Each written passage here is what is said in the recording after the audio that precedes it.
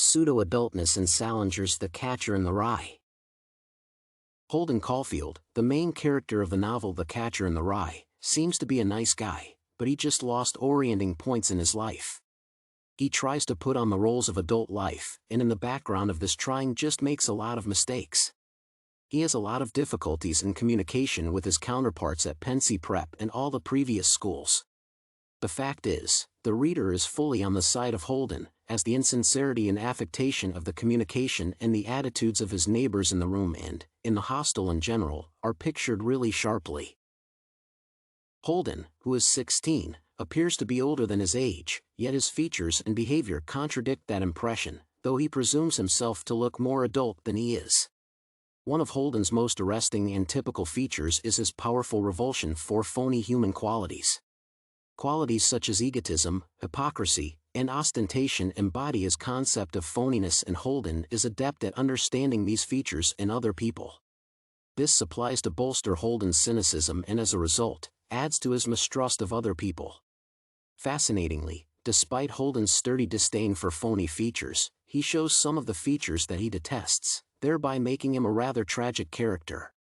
Holden is very much a character of The Challenge. He is tall for his age and already has gray hair, and yet he himself confesses that he acts more like a 12-year-old than an adult. He reveals aptitude and yet constantly fails classes. Caulfield tells his story in cynical language, often using reproachful language and vulgarity. His aggression towards the surrounding world may be explained just by the non-coincidence of his expectations. He deals with the teenagers as he does when they try on the roles of the adults, but they choose the wrong roles and are cynical and hypocritical, which depresses and irritates Holden. The factor of aging also plays a role in Holden's attitude to the world. The awkward age is the age when everything is irritating, and teenagers strive to become older as soon as possible, as they consider themselves adult enough to stay kids. According to the notion of the biopsychosocial model, Holden feels like a stranger in this world, as he starts thinking that nobody understands him, and no one can reply to his questions, including the question about the ducks on the pond. The emotional condition is very changeable, which is not surprising for a teenager, especially one who acts a bit aggressively. As for sexual motivation, hormonal activity is revealed. He tries to take the example of some of his friends, but when the opportunity to have sex appears, the childish nature and the fear of obscurity take dominance, and Holden appears to be the child, who vigorously wants to grow up. Maurice, the lift operator at the Edmond, suggests sending a prostitute to Holden's room for $5, and he agrees. A young woman, calling herself Sunny, arrives. She pulls off her clothing, but Holden starts feeling peculiar and tries to talk with her. He asserts that he recently experienced a spinal operation and is not adequately recovered to have sex with her, but he offers to pay her nonetheless. She sits in his room and talks dirty, but he persists in paying her $5 and showing her the door. Sunny returns with Maurice, who demands another $5 from Holden. When Holden refuses to pay, Maurice punches him in the stomach and leaves him on the floor, while Sunny takes $5 from his wallet. Holden goes to bed.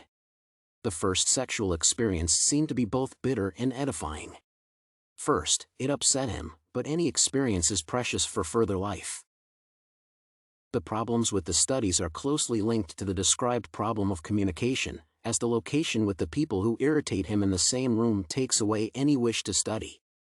Moreover, pseudo-adultness signifies to him that he is free to choose what to study and what not to.